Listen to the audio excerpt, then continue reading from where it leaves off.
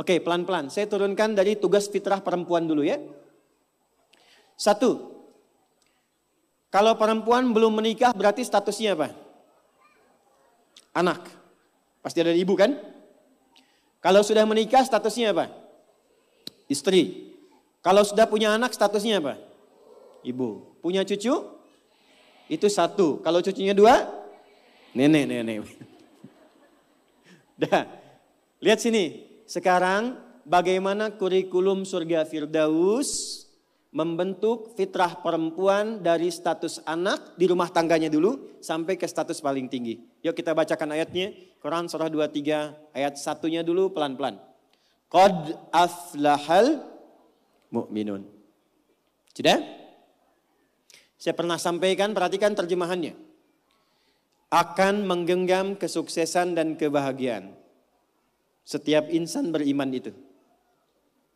Jadi kalau kita sudah beriman dan imannya digunakan untuk bersikap, bukan hanya dengan akal. Allah jamin cepat atau lambat akan diantarkan pada kesuksesan dan kebahagiaan. Bukan hanya sukses ya, tapi kesuksesan yang membahagiakan. Suami Anda sukses di pekerjaan, tapi kesuksesan itu tidak membawa kebahagiaan ke rumah. Nyaman gak? Gak membawa ketenangan, nyaman gak? Pilih mana? Kaya tapi gelisah atau miskin tapi tenang? Kaya tapi tenang. Tetap ya pilih ketiga. Lihat baik-baik. Maka lakukan semua dengan pendekatan iman. Kalau sudah pakai iman, bahasa singkatnya niatkan ibadah.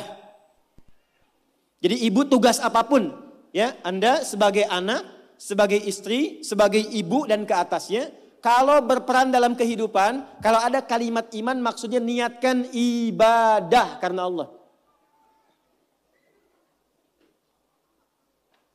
Maaf dengan kalimat ini. Ibu merawat anak. Memandikan, menyekolahkan, menyayangi, memeluk sebelum tidur. Saya tanya, itu karena sayang, karena cinta atau karena ibadah? Masa? Kalau ibadah itu pasti karena Allah. Kalau iman pasti karena Allah. Alladzina yu'minuna bil ghaib. Ini ada saya lihat anak-anak dia. Ibu tuh merawat, menggendong, mendidik dan sebagainya kepada anak. Karena sayang atau karena Allah? Apa standarnya? Standarnya ketika kita mengerjakan semua karena Allah. Maka ukurannya semua yang dikerjakan akan dipastikan sesuai dengan ketentuan Allah. Di mana disekolahkan anak ibu? Jangan-jangan Anda mengatakan saya mendidik karena Allah, tapi Anda sekolahkan di tempat yang tidak pernah mengenal Allah. Di sekolahnya nggak ada pelajaran sholat, nggak ada baca Quran. Apa yang Anda berikan untuk anak Anda? Lihat pakaiannya. Katanya karena Allah, tapi dia menggunakan pakaian yang auratnya terbuka yang Allah nggak suka. Lihat mainannya. Apa yang ia kelola dengan mainan itu? Apakah mendekatkan pada Allah atau menjauhkan dari Allah? Lihat tayangannya. Apa yang dia tonton? Yang menjadi tuntunan dia dalam berkehidupan. Kalau ada anak kata-katanya kotor. Ada anak perilakunya menyimpang. Yang pertama dilakukan, jangan dulu pojokkan dan marahi anaknya. Kembalikan kepada sikap orang tuanya. Istighfar dulu. Maka mulai hari ini, kalau Anda ingin mengikuti jejak Sayyidah Khadijah, mulai sekarang gerbangnya dibuka. Niatkan semua kegiatan karena Allah. Nah, apa yang harus dilakukan pertama kali untuk itu? Lanjut ayat keduanya. Alladzina hum fi salatihim khashi'un. Pelan-pelan. Kurikulum yang pertama dimulai dari salat. Saya ulangi. Dimulai dari apa?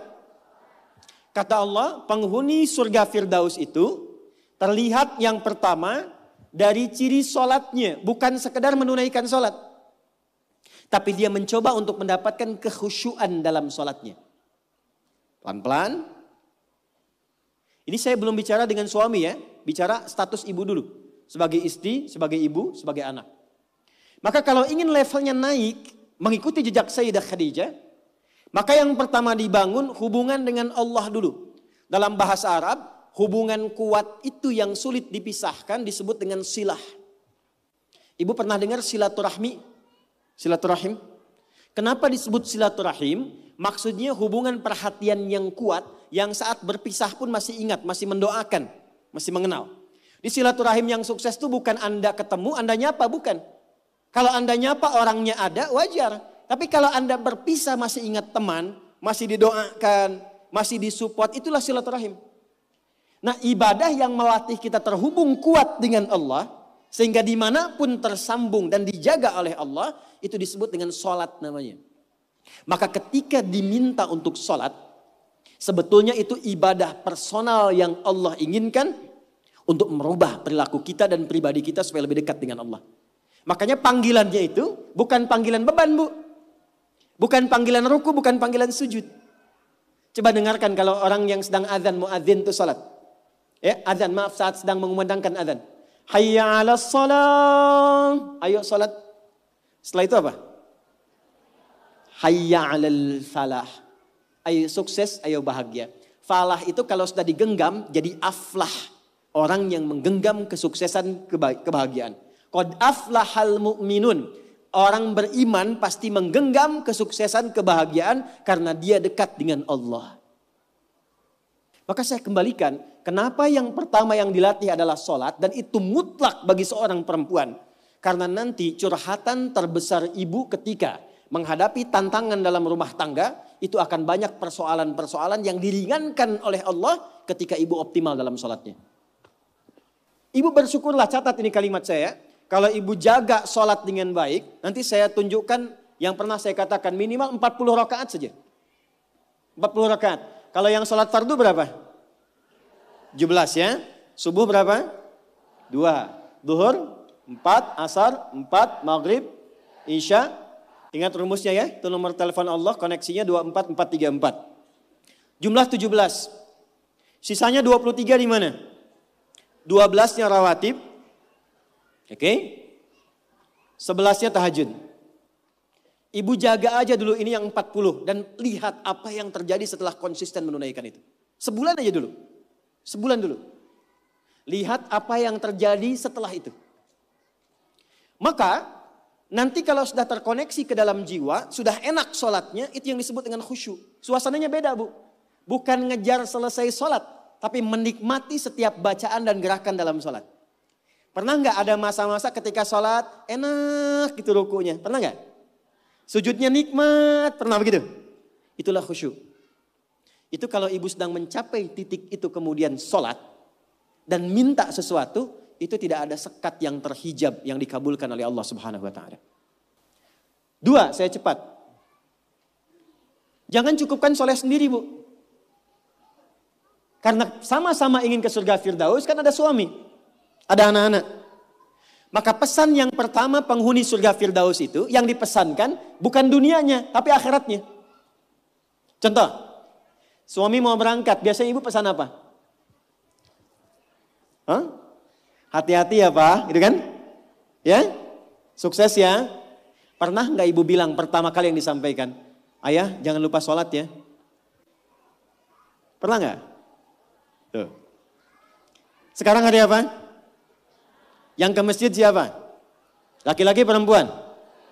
Yang ke masjid suami ibu, yang ke masjid laki-laki. Pernah nggak ibu siapkan pakaiannya? Pernah, bagus. Pernah nggak siapkan parfumnya?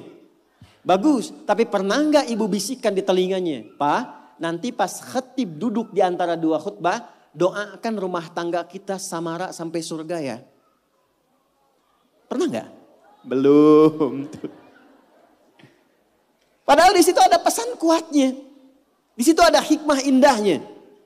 Jadi ternyata sholat itu ketika dimunculkan ciri pertama, kita kemudian tebarkan ke semua anggota keluarga. Bu, kalau cuman hafal waktu sholat, itu iman standar. Surganya standar. Penghuni surga Firdaus, dia menyiapkan sebelum waktunya. Oleh karena itu pulang dari sini, jangan sampai di rumah nggak ada jadwal sholat, Bu. Print out, bikin. Saya suka tempelkan di dinding rumah, di kamar, kadang-kadang di meja makan. Sehingga begitu yang terlihat sebelum nunggu menu makan, waktu sholat. Jelas? Oke. 2, Walladzina hum 'anil lagwi mu'ridun. Agak cepat. Kita nanti akan bahas 3 saja. Walladzina hum, orang-orang yang menginginkan surga Firdaus itu, 'anil lagwi, dari hal yang tidak penting, yang tidak ada manfaatnya, mu'ridun, dia hindari. Saya ulang ya. Dari segala hal yang tidak bermanfaat, dia menghindar. Menghindarkan diri dari segala yang tidak penting. Jadi penghuni surga Firdaus itu orientasinya yang bermanfaat saja. Yang penting apa? Kalau ada pertemuan, manfaat gak? Penting gak? Ada kumpul-kumpul, penting gak? Ada pengajian, pengajiannya bermanfaat atau cuman kumpul-kumpul datang saja? Penghuni surga Firdaus, dia petakan semua kegiatannya dalam frame segala yang bermanfaat, segala yang penting saja. Sekarang mulai ibu evaluasi, bawa ke rumah. Dari ujung kepala sampai dengan ujung kaki. Mohon maaf sekali, pelan-pelan. Mohon maaf sekali. Cek ya. Cek. Coba agenda selama ini yang sudah dilakukan. Berapa kali lisan berkata yang tidak baik? Mata melihat yang tidak baik. Ibu punya agenda perkumpulan di mana saja? Anak-anak ditempatkan di tempat ngumpul di mana saja? Cek evaluasi semua, termasuk aktivitas suami, kira-kira bermanfaat gak untuk kehidupan? Dudukan semua itu, kemudian telaahi dengan baik, bikin kurikulum, maka mulai belajar misalnya ambil target per bulan. Latihan dari lisan dulu. Sepakat semua keluarga. Pak, anak-anak, kita sebulan latihan berkata yang baik-baik ya. Kalau ada nggak sepakat, katakan dengan cara yang baik. Kalau melihat ingin bertutur, katakan dengan cara yang benar. Yang tak bermanfaat, jauhi.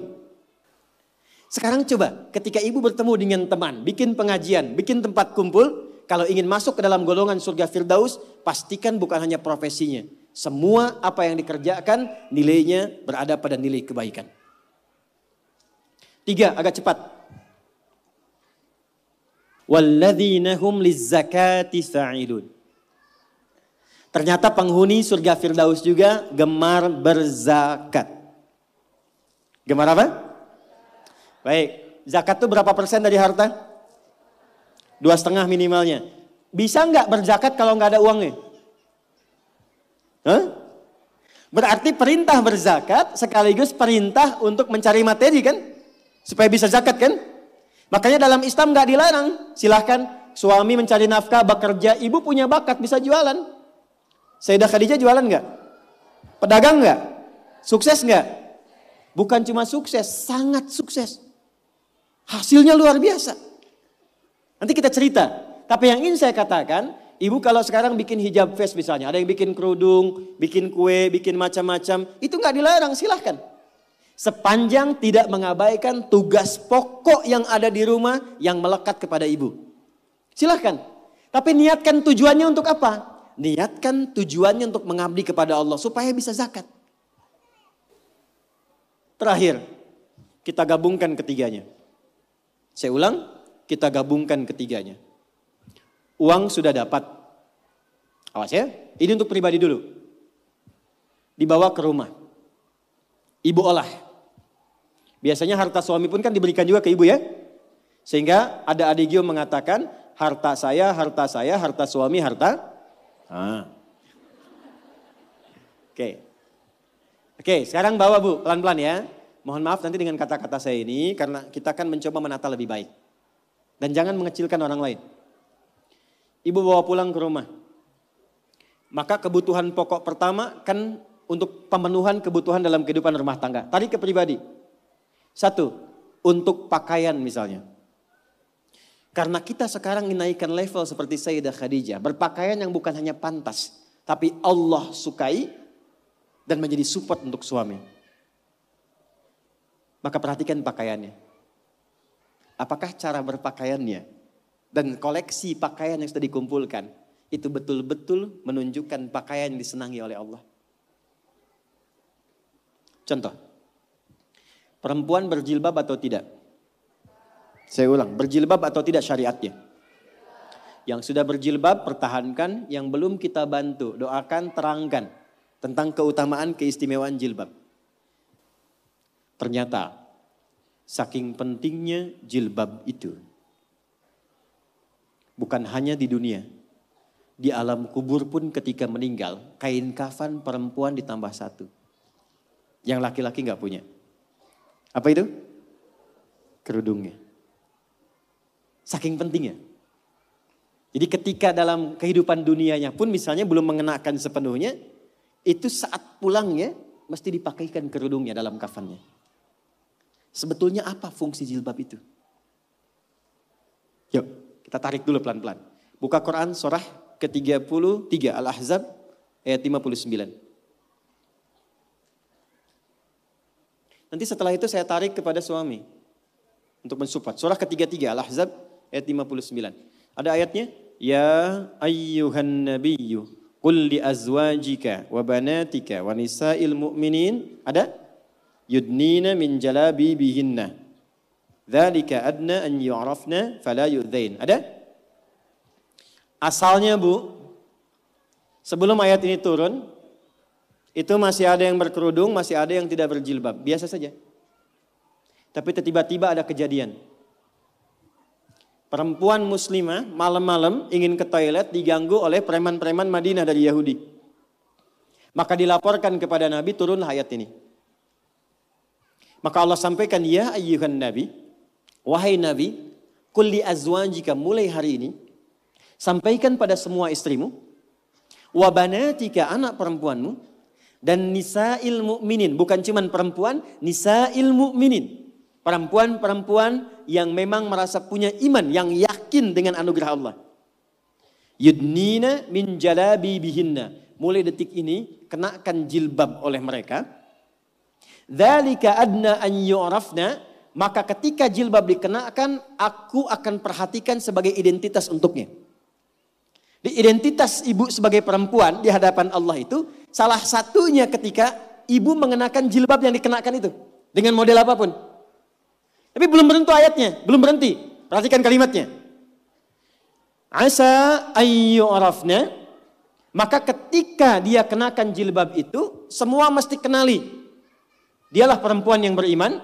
Fala yu'dzain, dan setiap laki-laki yang beriman mesti punya komitmen melindungi dan menjaganya. Jadi ketika ibu kenakan jilbab itu kami yang laki-laki, yang pria-pria mukmin ini, itu terikat dengan komitmen kepada Allah. Kalau ibu ada yang ganggu, ada kesulitan, kami mesti bantu. Itu asalnya. Di Allah turunkan ayat hijab, jilbab itu bukan sekedar ingin menutup, tapi memberikan kemuliaan pada perempuan. Dan ini fikih jarang diketahui laki-laki juga. Jadi ketika ibu ke pasar nih ya, kesulitan misalnya, beli beras sulit, terlihat ibu pakai jilbab tuh. Itu laki-laki itu yang melihat itu langsung respon bantu. Dan Allah jadikan itu mengikat dalam fitrah hati setiap insan beriman. Itu poinnya.